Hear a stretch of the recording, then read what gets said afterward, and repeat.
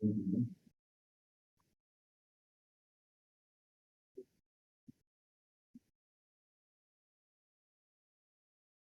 morning. My name is Sandy Wolfwood, a member of the Social Justice Ministry team here at Westminster. The Social Justice Forum's theme this program year is investing in each other's future.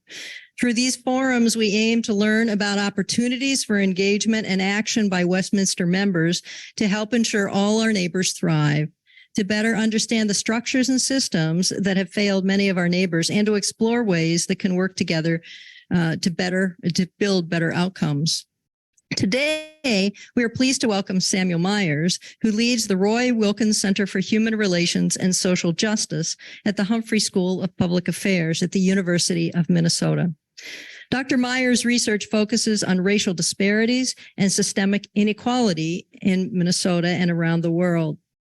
He will discuss his forthcoming book, The Minnesota Paradox, which includes a section focused on religious organizations in Minnesota from 1906 to 1954. Dr. Myers has also taught at the University of Texas at Austin, the University of Maryland at College Park, the University of Pittsburgh, and has been an economist with the Federal Trade Commission. Before we get started, just a couple of items. For those attending in person in the Meisel room, raise your hand and we'll bring a microphone to you all, including those on the live stream, so that all, including those on the live stream, can hear your question or comment. For those attending on the live stream, please submit your comment or question in live stream chat, and we'll monitor that and raise your question and or comment. With that, please welcome Dr. Samuel Myers.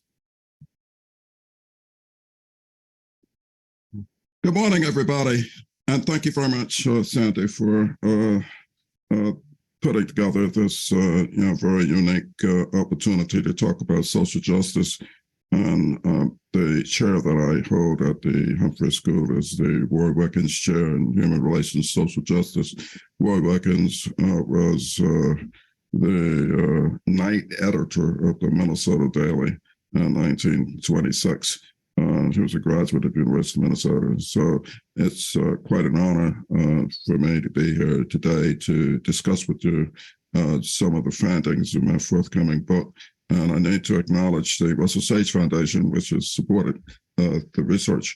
Now, it turns out that it's the whole book that is the basis of my discussion of the Minnesota Paradox, and we only have about 50 minutes to talk about it. So I'm going to focus, since today's Sunday, and since everybody's going to be going to the 10:30 service at the Westminster Presbyterian Church, I'm going to take an interesting detour of discussing religion and racism in Minnesota. Let me give you a kind of a brief overview of what I'm going to attempt to do. First, I'd like to define what I mean by Minnesota Paradox, and then focus on two of the contemporary explanations, for the Minnesota Paradox. One is the explanation of the long arc of systemic racism, and the second is the explanation of a peculiar form of racism called Minnesota racism.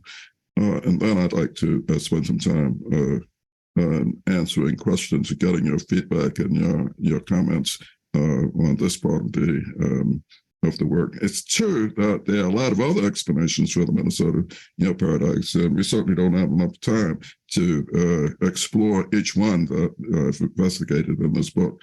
But I'm happy to answer the questions that you may have. So what do we mean by Minnesota paradox? When George Floyd murdered, there was national attention paid to the wide racial disparities in Minnesota. Some of those disparities are wider in Minnesota than they are, anywhere else in the United States. And so one illustration has to do with the number of blacks who are killed by police in Minnesota. There's a group called Mapping Police Violence that's ranked the cities in the United States, and Minnesota has the highest ratio of the the highest disparity in the black murders by police officers, the second highest. Chicago has the highest in the United States. And then the Star Tribune and Pioneer Press and the Minnesota Spokesman Recorder and other local newspapers have illustrated all the other type of gaps in social and economic outcomes. We're almost at the bottom of the country with respect to racial gaps in unemployment rates, racial gaps in earnings, racial gaps in incarceration rates, racial gaps in virtually every social economic outcome.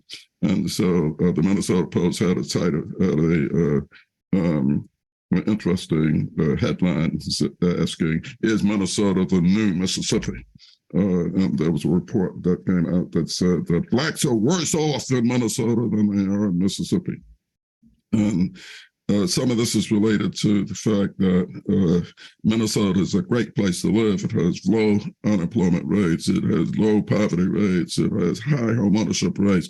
But yet, at the same time, it has some of the widest racial disparities in many of these socioeconomic outcomes. So education, poverty, inequality, and this led a group of scholars who published that book before I published my book from the Washington Post to interview a number of local leaders.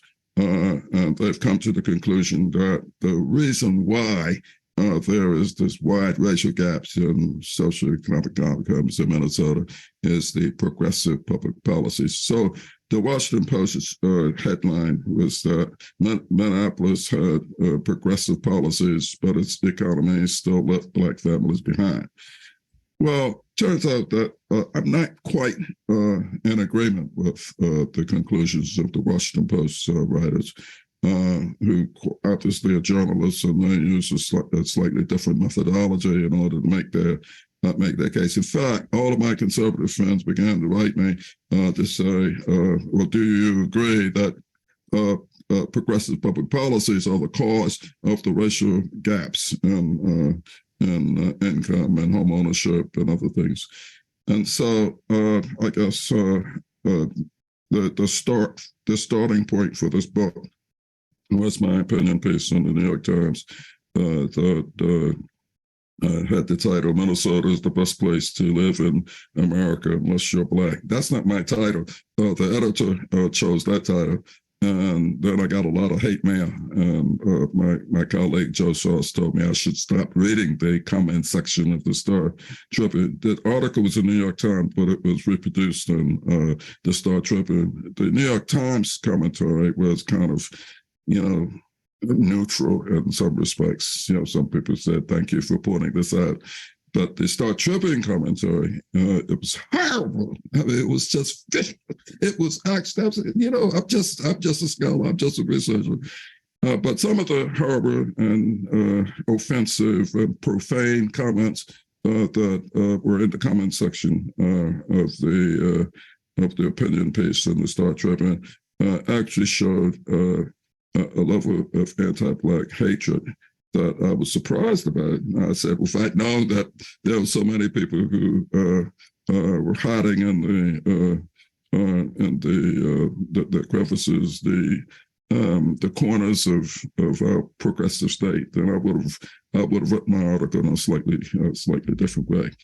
But I want to share some insights that many Native Minnesotans know about, many African American Native Minnesotans know about, but that a lot of white Minnesotans don't know about, and certainly the authors of the new book from the Washington Post didn't know about, and that is that even though there are these wide racial gaps in socioeconomic outcomes in Minnesota now, it hasn't always been that way. And I think it's worth spending a few minutes reviewing some of the historic first that Minnesota is known for. One has to do with literacy, and other has to do with home ownership. So just as a backdrop, when Minnesota became a member of became a state in the Union, it didn't have slavery, even though a lot of people like to point out that the Union officers sometimes brought their slaves to Minnesota. But there's also an equal protection clause in the Minnesota Constitution, and there are many distinguished graduates of the University of Minnesota at a time when most other universities in America didn't even admit African Americans, but yet University of Minnesota was graduating people in the School of Law and pharmacy and nursing. And then there was a vibrant intellectual community of writers, artists, and musicians, architects. Many of the buildings, the public buildings in St. Paul, were designed by a Black architect, my colleague. And so there's a lot of important contributions that people don't know about. Some of the legendary civil rights leaders in America, have either spent time in Minnesota, or they led organizations in Minnesota that includes Roy Wilkins, Whitney Young. I'm going to talk about Raymond Cannon. The father, Stephen Theobald, was the first African-American priest to be ordained in the United States, and he was the canon lawyer for the Archdiocese of St. Paul in Minneapolis. And Lena Smith, I'm going to talk about in a moment, was the first Black woman to receive a law degree in Minnesota, and she was a real estate broker, and she was the founder of the Minneapolis. She was the president of the Minneapolis NAACP, and of course, Humphrey was the floor leader for the 1964 Civil Rights League.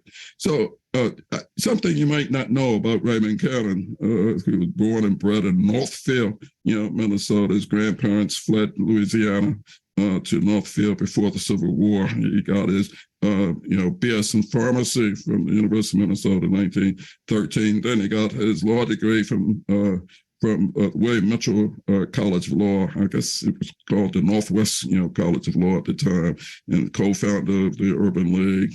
He was the vice president of the Minneapolis Urban League. He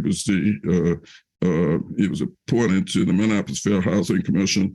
And he was instrumental in signing the executive order that integrated the Minnesota National Guard in the 1940s. And then you have people like Marcus Alexis, the first Black to get their PhD in economics from the University of Minnesota. He went on to become chairman of the Interstate Commerce Commission. Was a member of the Chicago Federal Reserve Bank, and he was the dean of the University of Illinois, Chicago Circus Business School. But if you ever go to the Colson School of Management at the University of Minnesota, you'll note that he's a member of the Colson School Hall of Fame. And David Vassar Taylor, who was born and bred in St. Paul. He was dean of General College, and he then became provost Morehouse College, and then the vice president of Dillard University. And the important point about Lena Olive Smith is that she was the attorney, who brought the litigation against who defended the circus workers in Duluth, Minnesota, who were accused of rape and who were lynched, among whom lynched, but helped to start the NAACP in Duluth. But she was very influential in Minnesota and the passage of anti-discrimination housing laws long before other states banned housing laws. So it's an important point that many of these racial ethnic disparities didn't exist in Minnesota, despite the fact that the vestiges of some of the institutionalized means of discrimination were here in Minnesota. just like they were in other parts of the country. So let me talk first about, I'm going to give two quick illustrations of how things were actually better in Minnesota than they were elsewhere.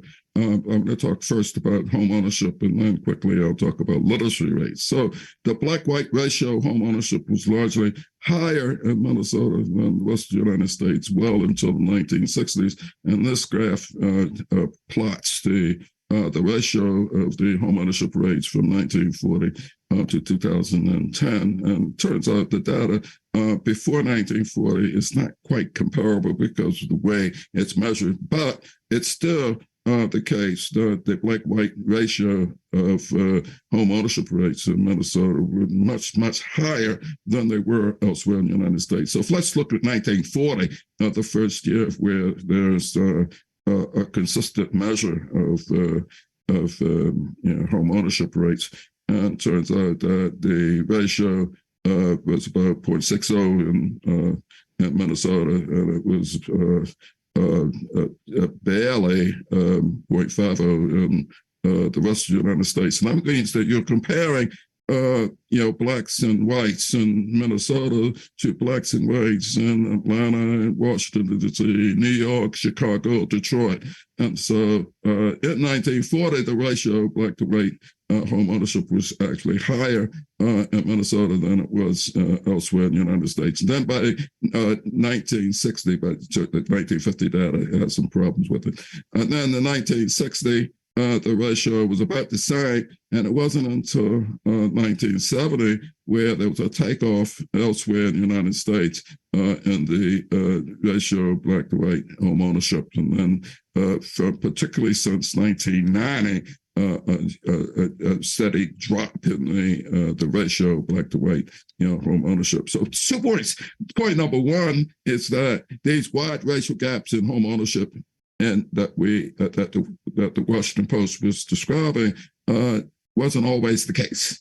It used to be the case that the home ownership rates were actually higher in Minnesota among blacks than they were elsewhere. But moreover, the gap was smaller in Minnesota than it was elsewhere. So it turns out that whereas I'm not denying the fact that we've got this huge racial gap in home ownership now, what I'm pointing out is that it wasn't always like that. The second illustration I'd like to give is an illustration about literacy. So the literacy question was added, and it's actually the reason for adding the literacy question was very much related to the belief that the immigrants were pulling down the quality of life in the United States. It's a long story, but it turns out that the person who, for about 30 or 40 years, was the director of the census, who actually became the president of MIT, adhered to this racialist view about how immigrants and blacks were pulling down the relative quality of life in America. Nonetheless, the census had a question, and the question was about whether or not you could read or write, whether or not. So one situation where you can't read or write, and then another is that you can write but you can't read, another is that you can read but you can't write. And then there's an indicator that you can read and write. And you might recall that these kinds of indicators of whether or not you could read or write were used in the South in order to constrain voting behavior. But the reason why I'm using this measure of literacy is to make a point about Minnesota. And so let's look first at the literacy rates in the whole of the United States for blacks and whites. And I'll start with 1880 because that's when I'm going to make the comparison for Minnesota. So only 20% of blacks in the United States could read and write in 1880, according to the census, and 67% of whites could read and write. And then, and I should point out that the 1890 census burned, so I don't have the information for 1890. But then 71%, 71.7% 1990 of whites were able to read and write, and then 36.8% of blacks were able to read and write in 1900. And then by 1910, the white literacy rate went up to 73.9%. The black literacy rate went up to 47.8%. And then by 1920, the white literacy rate going up to 75%, and the black literacy rate, had gone up to 57%. And then by 1930, the white literacy rate was 78%, and the black literacy rate, had gone up to 65%. So it is true, very obviously, explicitly, in the United States, the black literacy rate was going up, tremendously. Much of it was attributable to the growth of black, although segregated, but black schools. And this is all this growth between 1900 to 1930 was very much related to a post-Plessy versus Ferguson world of separate but equal, but blacks got to read and write. Okay, so the gap between the literacy rates between blacks and whites in the United States was narrowing. But what about Minnesota? Well, in 1880, 67.9% of whites could read and write. 73.9% of blacks could read and write. The literacy rates for blacks was higher than the literacy rates for whites in Minnesota in 1880. And then the 1990, the literacy rates for whites was 72.2%. For blacks, it was 71.8%. So that means that the literacy rates for blacks and whites in 1900 were virtually indistinguishable. And then in 1910, the white literacy rate was 75.4%. The black literacy rate was 84.5%. In 1910, and then in 1920, the black literacy rates and the white literacy rates were comparable. And then 1930, the black and white literacy rates were about comparable. So there's another way to report these numbers, and that's just look at the ratio of the literacy rates between the two. And so it means that anything that's above this black line that you see there means that the black and white literacy rates are about the same. And anything below that means that the black literacy rates are lower. And then you can look at the trend about whether or not these ratios are going up or down, in the United States versus Minnesota. So in Minnesota, the ratio of black to white, literacy rate was greater than 1, meaning that the blacks were more literate than whites in Minnesota. I mean, how many people know that? Do they teach this in public schools in Minnesota? Do people at Westminster Presbyterian, Church know that in the 1880s, blacks were very literate? I don't know whether or not they attended the Westminster Presbyterian Church, and my understanding that Westminster Presbyterian Church was founded upon 145 years ago. And I just want to make a very clear statement. When people make these derogatory remarks about how bad things are in Minnesota, they say it without a careful understanding of the fabric of life in Minnesota for African Americans, going all the way back to the 1880s.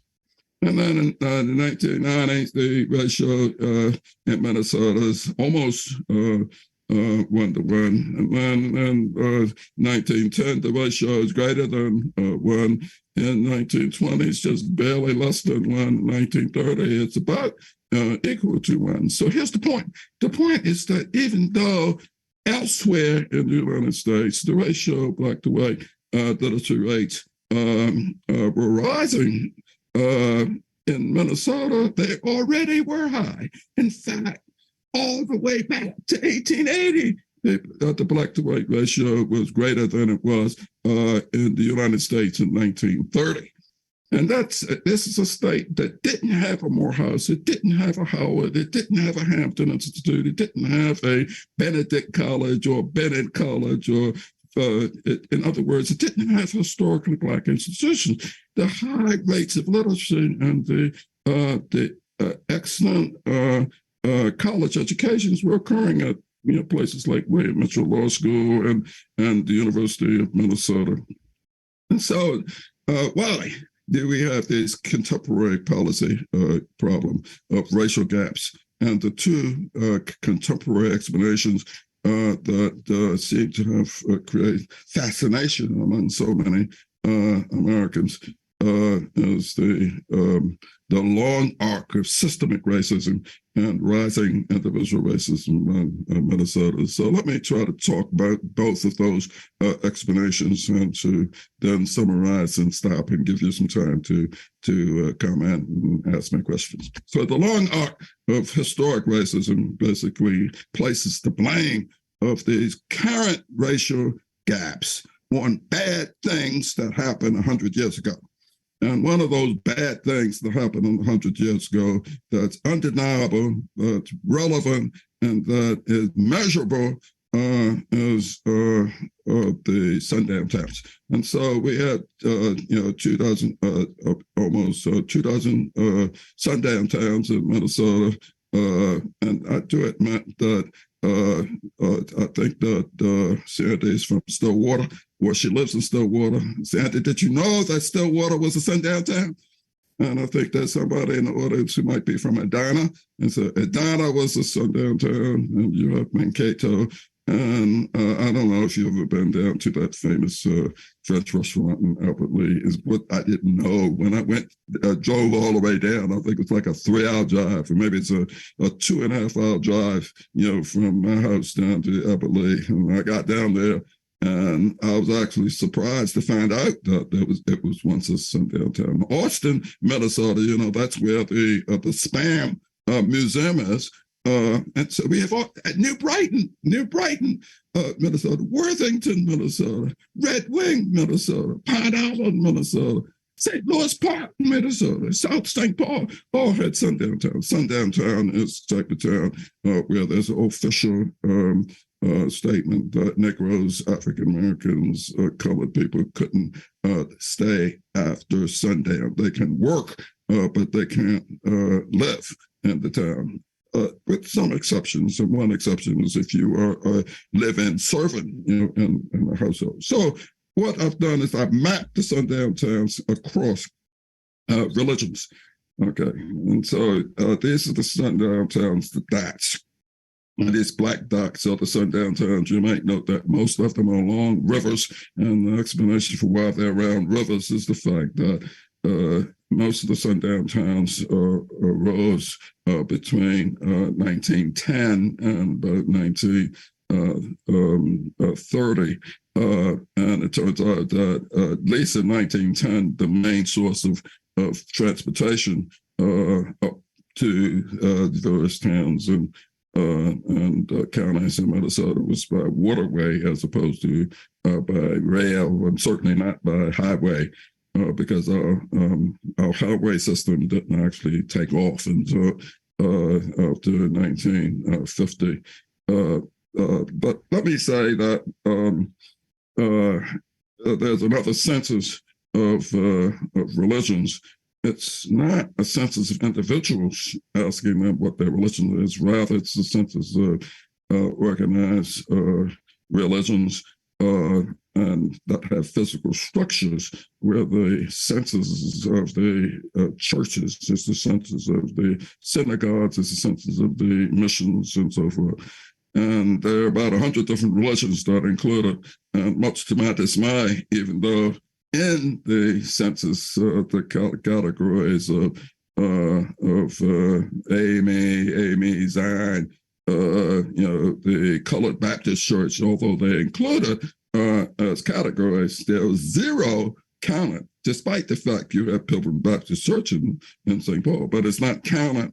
And I guess it's because the census takers didn't want to go to the black churches. But the two predominant churches were the Catholic Church and the Lutheran churches. And if I'd known I was going to be talking to Presbyterians, I probably would have counted up the Presbyterians in the data set as well.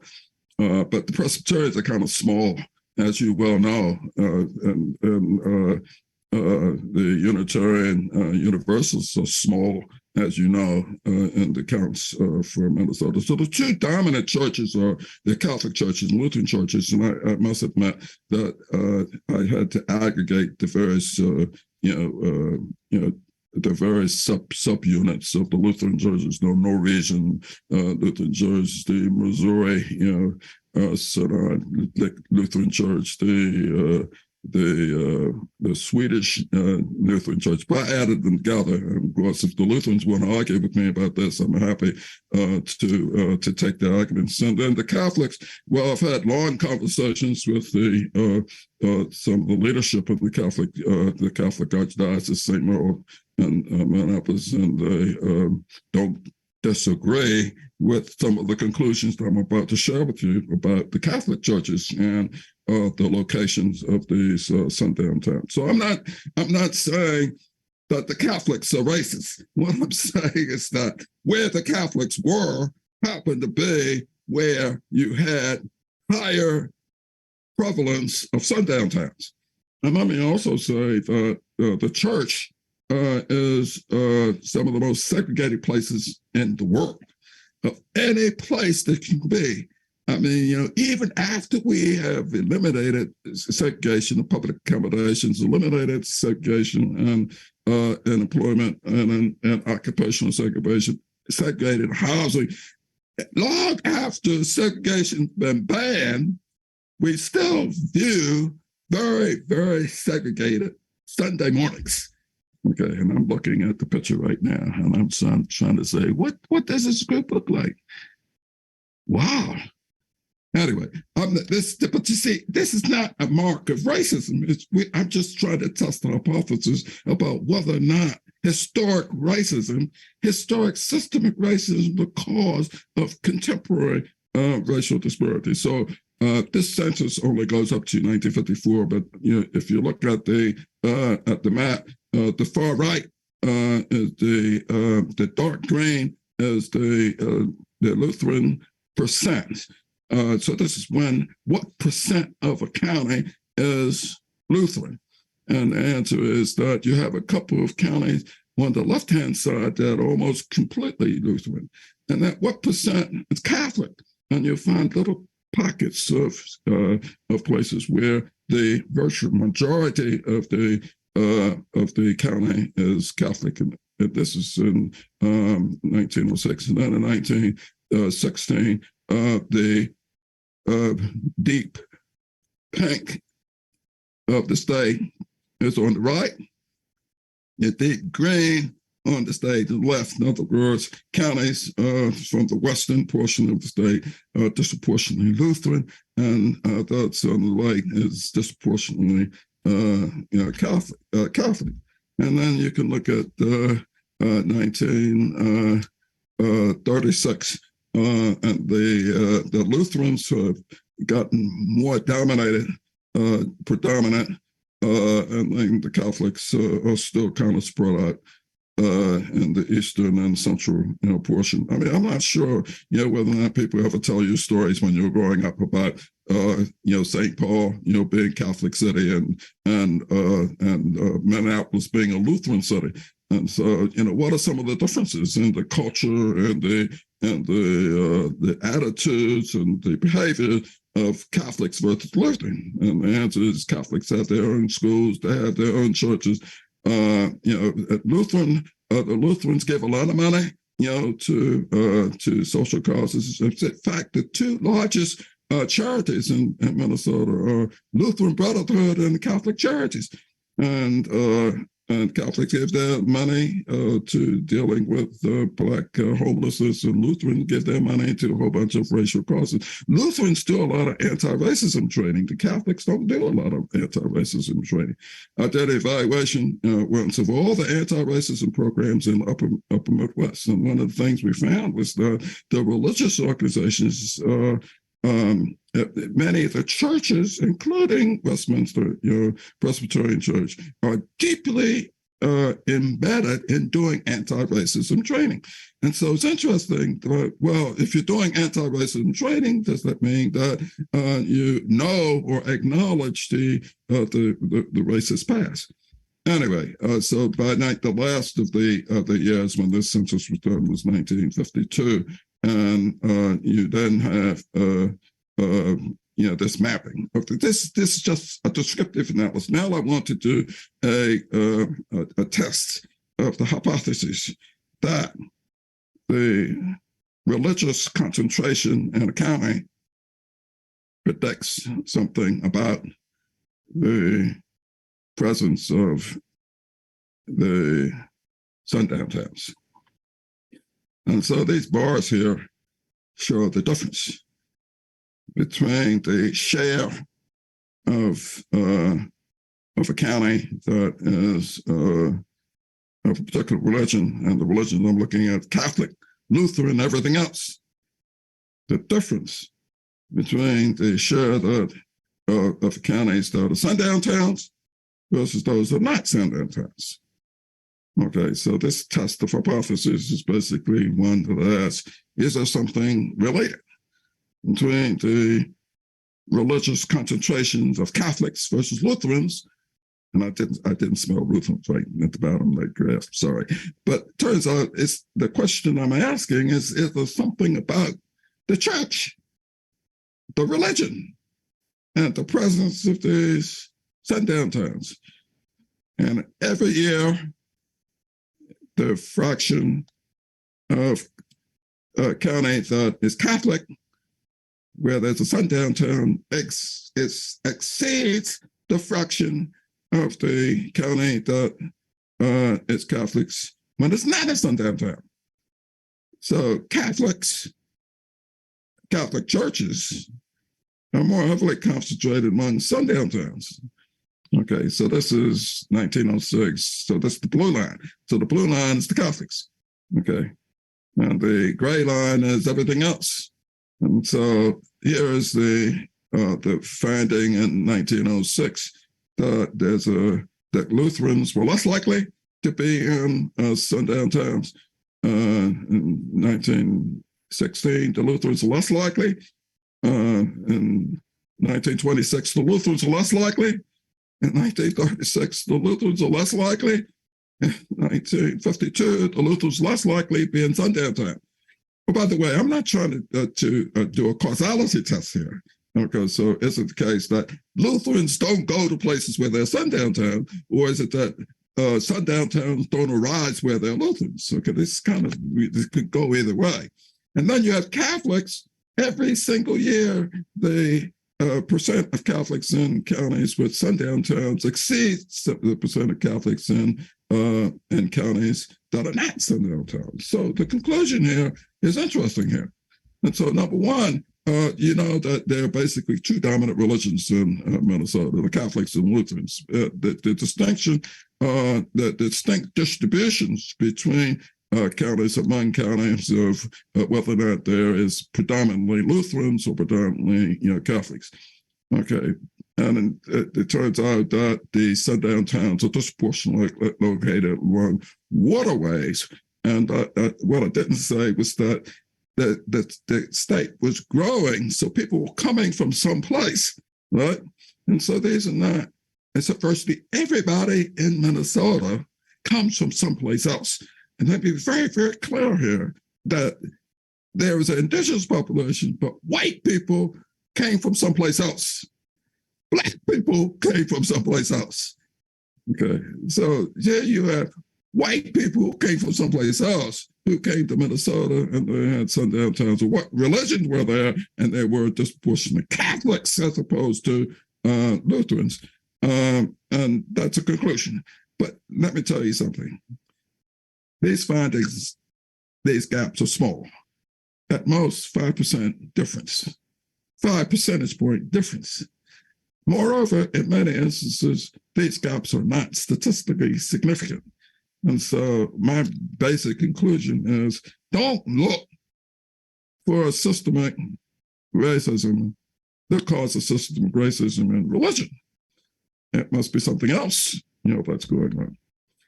And so the two other things that people have been alluding to in systemic racism hypothesis has been redlining and racial covenants. And my main point about redlining racial covenants, for example, the deeds prohibiting sale to Chinese, Japanese, Moorish, Turkish, Negroes, Mongolian, Semitic, or African blood or descent. The question is, these racial covenants in 1919, what was race in 1919? And the answer is that the predominant race that was being restricted in 1919 was Jews. So be careful when you try to allude that racial covenants was the cause of the current ongoing and widening racial gaps in home ownership, when the covenants were predominantly designed to keep Jews out of housing, not African Americans. But with that said, let me conclude with the last example, and this is individual racism. Are Minnesotans more racist than people elsewhere in the world? And there are two pieces of information that you may be familiar with to answer that question. One is a recent survey that was designed to get minorities' attitudes toward racial discrimination, and the survey was conducted between April 26th and June 14th, 2021, by the APM Research Lab. And I want to tell you why I don't believe the results. It's that the survey, the data was collected between April 26th and June 14th, but the Derek Chauvin trial was was from March 8th to April 20th, and then Dante Wright, was murdered on April 11th, 2021. So just be aware of the fact that this survey was conducted at a time when there was, a lot of things going on, and so the Sahara Journal says the survey finds that the people of color perceive discrimination more frequently in Minnesota than nationwide. And I would say, be careful by accepting those results. Instead, why don't you look at the General Social Survey, which asks a question about attitudes toward racial inequality that goes all the way back to the 1980s. And there's a large sample of whites in the data set, because white people in Minnesota have a high response rate to the General Social Survey, which is conducted, by the way, by the University of Chicago's National Opinion Research Corporation, National Opinion Research Center. And so the question that is asked in that survey is, on average, Negroes, Blacks, African Americans have worse jobs, income, housing than white people. Do you think these differences are mainly due to discrimination because most Negroes, Blacks, African Americans have less inborn ability to learn?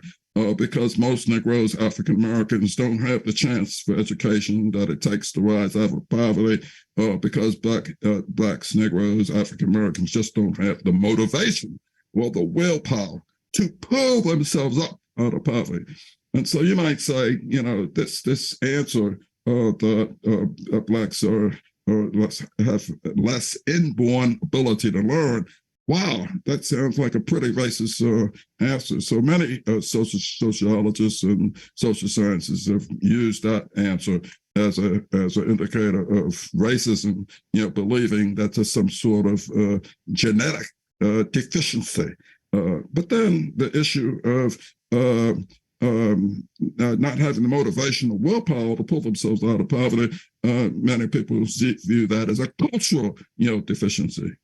The one about discrimination and the one about education, that kind of a conventional explanation. So what is the answer to this question, nationally? And the answer is that nationally, the majority of whites in America believe that the explanation for the racial gaps in earnings, employment, and and so forth, or due to the lack of will and motivation, even though the percent has fallen over the years. And the second highest is the lack of education, and then a small but non-trivial minority of whites believe that is due to inborn disabilities. So the main finding that's in my other book, Race Neutrality, is that the vast majority of whites believe that inequality is due to lack of will and motivation. In other words, a cultural explanation. And a sizable minority of whites believe the problem is due to inborn disability. Well, let me ask the question, are whites in Minnesota less racist than whites in the Western United States?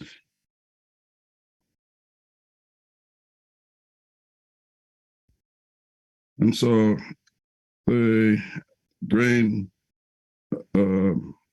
dot, I had to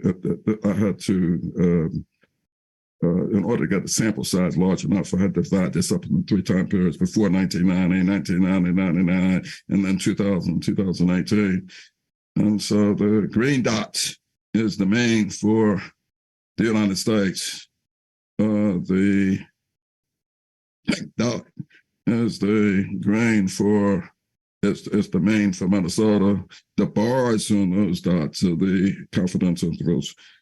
And so there are 2 points I'd like to make. One is that there are a lower percent of whites in Minnesota who think that the disability, the earnings, or the black-white disparities are due to genetic deficiencies, even though there's very little change between the 90s to the current era among that small minority. Sam, But the second, I know I'm about the time. And then the second, we can't see your lack of will. line. And Minnesotans are less likely to say it's lack of will. And then lack of education, Minnesotans are more likely to say it's lack of education. They're more likely to say it's lack of education. And the last is discrimination. Minnesotans are more likely to say that the problem is due to discrimination. And so the main conclusion is that even though its perceptions change through time, Minnesotans are not more racist than the rest of the people in the United States. And so where does that leave me? So first of all, I think that the systemic racism hypothesis is weak.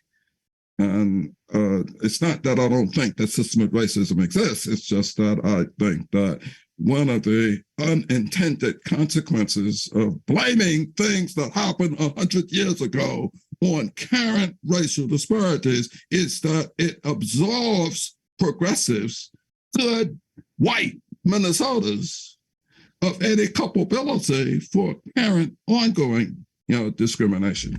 And the second is that there's a big confusion about the current ongoing racial disparities, which means it's difficult to develop policies. But then, in response to the question of why there's such a rush to explain everything by systemic racism, is that it's locating racism in the past as opposed to racism in the future, and it makes it appear as if good Minnesotans are not racist. It's just that their systemic things will happen a long time ago. But the positive upbeat is that we don't need white people in order to solve our problems. There are a lot of bad things that white people talk about, but that in fact, Black communities are resilient communities that are doing great things. I'm not sure if you ever heard of Best Academy, where there's some of the highest performing African Americans in math scores. So Minnesota has some of the highest SAT and ACT scores relative to national scores. There are great jobs at progressive companies. Moreover, it's implausible that the cause of these contributing gaps is the progressive policies, just simply because the progressive policies tend to follow the knowledge about the gaps as opposed to leading those knowledge gaps. With that, I'll stop because I know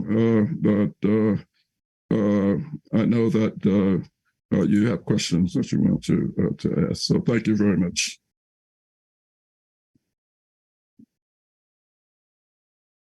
Thank you. Thank you so much. I'm going to open it up to questions from our audience here, but maybe I'll kick it off while everybody is thinking. What changed in the 1960s around home ownership when you showed the disparity starting to grow at that point? Okay, so repeat the question. So my question would be, in the very beginning, you showed the disparity between home ownership starting to grow precipitously in the 1960, I believe. Could you tell us what changed at that point? Okay, that very, very short answer to that question.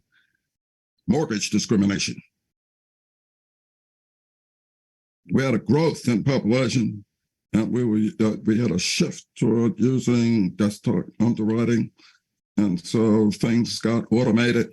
It used to be in the old days that a mortgage lender would sit down and they look at you and they make a decision about whether or not they thought that you're qualified. Now it's all computerized, and the computerization uses credit scores, but it's very interesting because fair asset credit scores weren't designed to deal with mortgage lending, and people use those fair asset credit scores, and some of those credit scores put heavy weight on things like whether or not you paid your utilities. And it turns out that I live in Norfolk, and your utilities don't get turned off in the wintertime because half the people in my neighborhood are down in Fort Myers or Naples during the wintertime. But then if you live in North Minneapolis, your utilities get turned off almost immediately within a day after your due bill. And so because we're using instruments like credit instruments in order to predict whether or not you are worthy of getting a loan, and those instruments, which are automated, which are based on statistical algorithms that on their face are neutral, on their face, I mean, it's the computer that made this decision. I'm not racist. The computer says you're not qualified. But it turns out that people with exactly the same credit scores, Black people with exactly the same credit scores are less likely to get approved for loan. And I can go to talking about appraisal rates, the insurance, and so forth. So my answer to the question is that most of the widening of the gap in home ownership is due to mortgage lending. And I have a series of papers. And the people at the Minneapolis Federal Reserve disagree with me up until recently, when it was easy to disagree up until recently because the credit scores weren't included in the something called the home mortgage disclosure data set. Now that's included. Oh, wow. People with identical credit scores are getting turned down. But you see, this is not mortgage lenders consciously, overtly, intentionally denying people loans. Rather, it's computer algorithms that are being used in order to make assessments about who's qualified and who's not qualified. So my answer to the question is that the widening of the homeownership gap is largely attributable to the differences in the availability of loans. And I'm telling you that we have something called the Equal Credit Opportunity Act. It was passed in 1974 or 1979. That's a long time ago. Why are we not enforcing the law? And the answer is, well, the Equal Credit Opportunity Act is divided. The enforcement is divided between the Office of Comptroller of Currency, the Federal Reserve Board, the home mortgage loan, so a lot of different. They've got lots of different regulatory agencies responsible for doing the enforcement. And so my response is, let's centralize the enforcement. Let's put more resources into audits, because the cause of these racial disparities, home ownership, is racial disparities in lending. And the reason why we have this persistence in racial disparities is discrimination, but discrimination is illegal. Have I answered the question? So we're coming up on, we have about 2 more minutes. Does anybody have a quick question they would like to ask? Has to be very brief. What was the effect of federal highway redlining in the Twin Cities area where most African Americans likely have lived historically? So the answer is that the federal redlining had an effect nationally on 1940s and 1950s home ownership rates. The problem is that national, the effect of this restrictions, which were larger, the effects were larger in 1930, 1940, 1950 than they were in 1960, 1970. The dilemma is that how do you attribute this federal highway, this federal redlining that happened 75 to 3/4 of a century ago? How can you explain what's going on now, given the fact that the home ownership rates during the period when these instruments were in place were actually higher among African Americans? I mean, I thought you were going to ask about what about I-94? And the answer is that I-94 did destroy a whole community, African American community, but that African American community kind of moved to Minneapolis. And when it moved to Minneapolis, it still had a high home ownership rate. And so my answer is that despite the enthusiasm that all of my colleagues had by blaming redlining and racial covenants for racial disparities in home ownership, my response is don't look in the past. Let's look in the current, ongoing, explicit discriminatory behaviors that's illegal. It's interesting is that it's easier to solve the problem of current ongoing discrimination than it is to solve the problem of things that happened 100 years ago. Thank you. Thank you for joining us today, Dr. Myers, and I appreciate you helping us get this all set up. Next weekend, we're going to welcome Westminster member Betty Allard. Put my glasses on, founder of ERA Minnesota. She'll bring us up to speed on the current status of both the state and federal equal rights amendments and map out actions in the Minnesota legislature and how people can get involved to advance equality under the law for all. Look forward to seeing you then. In the meantime, thank you again, Dr. Myers, for bringing us some insight. And I think we're all going to go wanting to explore where Presbyterian churches were 1906 to 1954 in terms of sundown towns. So thank you for your presentation. Thank you very much. Thank you. Is there an email address for Dr. Myers? Dr. Myers, are you willing to share your email address at the University of Minnesota at the Humphrey School? I can pass that along to everybody. Yes, and it's in the slides, and I'm going to Okay. I'm going to email the slides to you so that you can include them. Thank you so much. Thanks for being here.